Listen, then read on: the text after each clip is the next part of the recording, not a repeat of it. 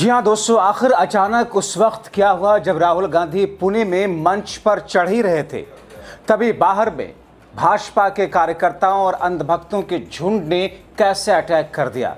आखिर राहुल गांधी के कार्यक्रम को रोक करके भाजपाई और अंधभक्त किस किस्म का फायदा उठाने की कोशिश कर रहे थे, जो कि उल्टा पड़ गया। और फिर कैसे राहुल की टीम ने उन सबको ऐसा खदेड़ा, ऐसा दौड़ाया कि वो सरपट भागे। स्वागत है आप सभी का। आप देख रहे हैं द राजनीति का विशेष सेगमेंट खबर और विश्लेषण। मैं हूं जबार खान।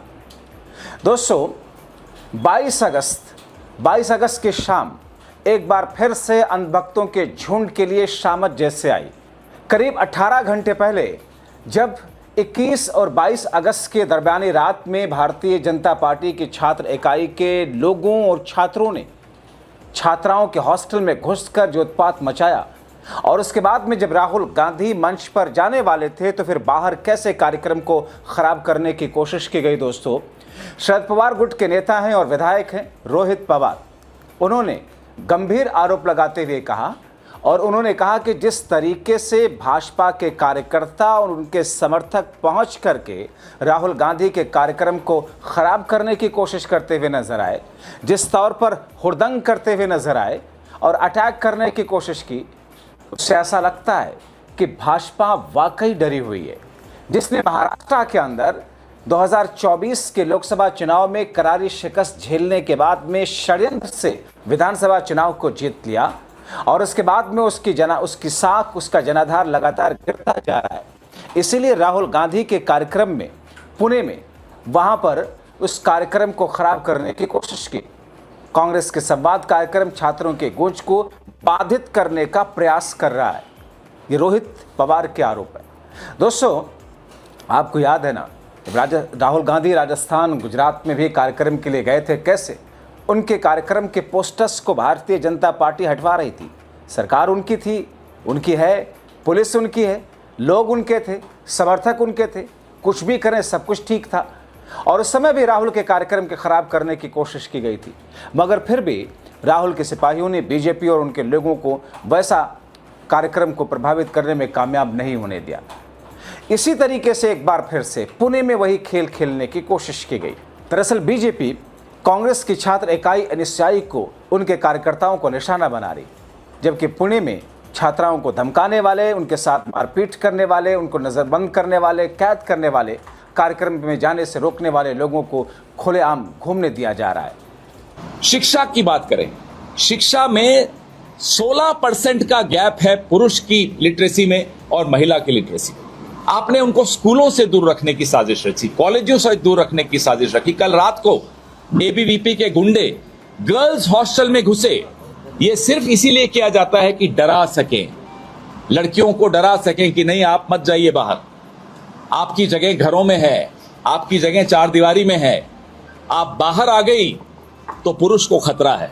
पुरुष को कोई खतरा नहीं है, पुरुष के अहंकार को खतरा है, और उस अहंकार को खतरा होना चाहिए, क्योंकि उसी अहंकार ने कॉलेजों से दूर रखा, उसी अहंकार ने नौकरियों से दूर रखा, उसी अहंकार ने नीति के कमरों से दूर रखा, उसी अहंकार ने राजनीति से दूर रखा। इसलिए छात्रों की गूंज की जो थीम है, महिलाओं की जो थीम है, ये बहुत सामयिक है। सही समय पर राहुल गांधी जी हमारे इस मुद्दे को उठा रहे हैं। इस तरफ बहुत कम लोगों का ध्यान। आपको बात की वर्क का डेटा है, मैं अभी अतुल जी से डिस्कस कर रहा था। हर दिन 1210 एफआईआर लॉन्च होती हैं पूरे देश में महिलाओं के खिलाफ अत्याचार की। ये वो हैं जो दर्ज होती हैं। इससे कई गुना ज्यादा अपराध जो महिलाओं के साथ होते हैं, जहां लोग हिम्मत नहीं जुटा पाते कि वो पुलिस स्टेशन तक जाएं, या वो मीडिया तक जाएं, या वो विपक्ष के नेताओं के पास आएं कि साहब हमारे साथ ये गलत हुआ, इस आवाज को उठाइए। तो लगातार हर तरफ से साजिशें, डिजिटल सिक्योरिटी, डिजिटल जो ऑनलाइन ट्रोलिंग होती है, ऑनलाइन हैरेसमेंट होती है लड़कियों की, महिलाओं की, वो आप सब वाकिफ हैं। सुबह से शाम तक, और खास तौर पे उन महिलाओं को इंगित किया जाता है, उन पर हमले किए जाते हैं जो आवाज उठाने का हौसला रखती हैं, जो सवाल पूछने की हिम्मत रखती हैं, जो आंखों में आंखें डालकर बात करने की ताकत रखती हैं।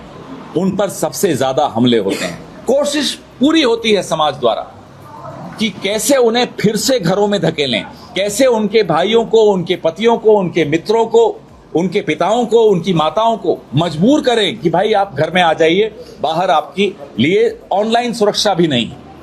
तो इन सब साजिशों के खिलाफ एक राजनीतिक आवाज उठाने की आवश्यकता है। मतलब दोस्तों इसे क्या कहा जाए, इसे राहुल की बढ़ती और गढ़ती हुई देश के फलक पर छवि, या फिर भाजपा के अपने कुकर्मों के कारण घबराहट और हताशा।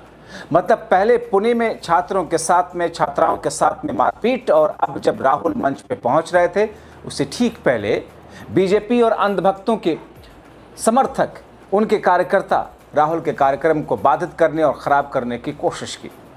इससे पहले दोस्तों जैसा कि हमने दिखाया था बीते शो में कि कैसे यूनिवर्सिटी छात्रावास में घुस करके जो कुछ हुआ उसको लोगों ने देखा, मगर दोस्तों हैरानगी इस बात की थी कि पुलिस ने उल्टा कांग्रेस की छात्र इकाई एनएसयूआई और युवा कांग्रेस के 50-60 कार्यकर्ताओं के खिलाफ में एफआईआर दर्ज कर ली थी।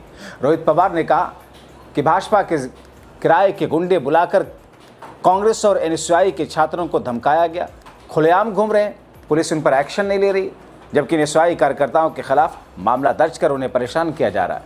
अजित पवार ने एक्स पर, सोशल मीडिया एक्स पर पोस्ट करते हुए लिखा, पुणे में छात्राओं को बंद करके धमकाने वाले बीजेपी के किराए के गुंडे खुलेआम घूम रहे, एनएसयूआई कार्यकर्ताओं पर केस करके उन्हें परेशान किया जा रहा। राहुल जी से डरने वाली बीजेपी ने यह काम शुरू किया, लेकिन इस देश में जुल्म के खिलाफ क्रांति छात्रों ने ही की है। बीजेपी को ये इतिहास नहीं भूलना चाहिए। छात्रों को जितना परेशान करोगे वो उतना ही गेंद की तरह उछलेंगे और बीजेपी की नाक छिदवाई जाएगी। बीजेपी ने अभी भी ये सबक नहीं सीखा है कि वो जंतर मंतर पर कैसे झुकने लगी थी।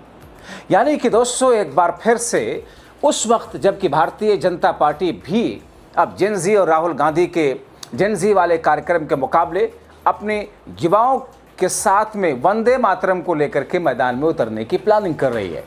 यानी कि अब बीजेपी भी दरअसल राहुल के जेनजी वाले कार्यक्रम, छात्रों वाले कार्यक्रम के मुकाबले अब बीजेपी अपने कुछ वैसे विभाजनकारी नीतियों वाले मुद्दे को लेकर के अब मैदान में उतरेगी। मगर दोस्तों इन तमाम चीज़ों के बीच में एक तरफ देश के जेनजी का मुद्दा है, छात्रों का मुद्दा है, शिक्षा का मुद्दा है, और दूसरी तरफ भाजपा और संघ का वंदे मातरम का मुद्दा, जिस वंदे मातरम को भारतीय जनता पार्टी ने जबरन थोपने की कोशिश की है। अभी तक दो छंद गाए जा रहे थे वही जिनको सभी देश के महापुरुषों ने गाया, मगर बीजेपी देश के मुद्दों, जेनजी के मुद्दों, छात्रों के मुद्दों, शिक्षा के मुद्दों के सामने वंदे मातरम लेकर के खड़ी हो रही है। अब दोस्तों देश के राजनीतिक पंडित और बुद्धिजीवी कह रहे हैं बीते 12 वर्षों से जिस तरह से सरकार कुछ भी करते आ रही थी उस पर कोई कुछ भी नहीं कर पा रहा था, मगर अब हालात बदल चुके हैं। दोस्तों सरकार जिसकी जिम्मेदारी शिक्षा व्यवस्था को ठीक करना था, छात्राओं और महिलाओं को सशक्तिकरण करना था, मगर सरकार क्या कर रही है, सुनिए जरा। पिछले कई दिनों से आप लोग लगातार देख रहे हैं कांग्रेस पार्टी के कार्यकर्ताओं को, यूथ कांग्रेस के कार्यकर्ताओं को, एनएसयूआई के कार्यकर्ताओं को, हमारे तमाम नेताओं को, न केवल पुणे में, न केवल महाराष्ट्र में, पूरे देश में एक गुस्सा है, और वो गुस्सा नौजवानों का गुस्सा है। और इतिहास साक्षी है, जब भी किसी भी देश का, समाज का जवान गुस्से में आता है, नौजवान गुस्से में आता है, तो उस देश में फिर बदलाव आता है। ये हवा शुरू में तो हवा कहलाती है, फिर ये तूफान बनता है, और उस तूफान की आहट, उस तूफान की आवाज पुणे में बहुत स्पष्ट तौर पे सुनाई दे रही है। उस तूफान से जो एक इस थीम को लाया गया, बहुत विकसित कैसे होगा जब देश की 50% आ रहा है, तो कभी आपने नहीं सुना होगा उसके चरित्र पे कोई बात हो रही हो, कभी आपने नहीं सुना होगा कि उसके कपड़ों पे, उसके पहनावे पे कोई टिप्पणी हो रही हो। एक महिला 15-16 साल की, 17 साल की, 18 साल की बच्ची अगर आंदोलन कर रही है, नारे लगा रही है, तो सत्ता में बैठे पुरुषों का अहंकार को चोट लग जाती, पूरी ट्रोल आर्मी शुरू हो जाती है। देखो इस लड़की के कपड़े कैसे हैं, देखो इस लड़की के दांत कैसे हैं, और उसके चरित्र पे जो हमले बोले जाते हैं।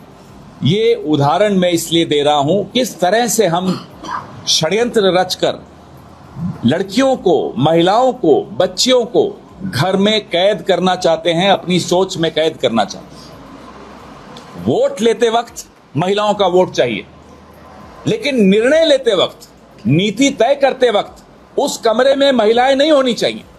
ये साजिश महिला आरक्षण बिल के साथ हमने सरेआम देखी, आज भी देख रहे हैं। आज भी महिला आरक्षण बिल पास होने के बाद लागू नहीं कर रहे, बहाने ढूंढ रहे हैं। कभी डिलिमिटेशन के पीछे छिप जाते हैं, कभी सेंसस के पीछे छिप जाते हैं। जो बहाना मिल सकता है उस बहाने के पीछे छिप रहे हैं, ताकि जहां नीतियां बनती हैं उस कमरे में सिर्फ पुरुष रहे, महिला नहीं आए। तो फिर एक ऐसी स्थिति दोस्तों उत्पन्न हो गई है जिस स्थिति में वाकई ऐसा लगता है कि बीजेपी के सलाहकार, रणनीतिकार इस वक्त उनकी मत मारी गई है, वरना इस किस्म की हिमाकत नहीं करते। आप क्या सोचते हैं? अपने राय कमेंट बॉक्स में जरूर लिखें।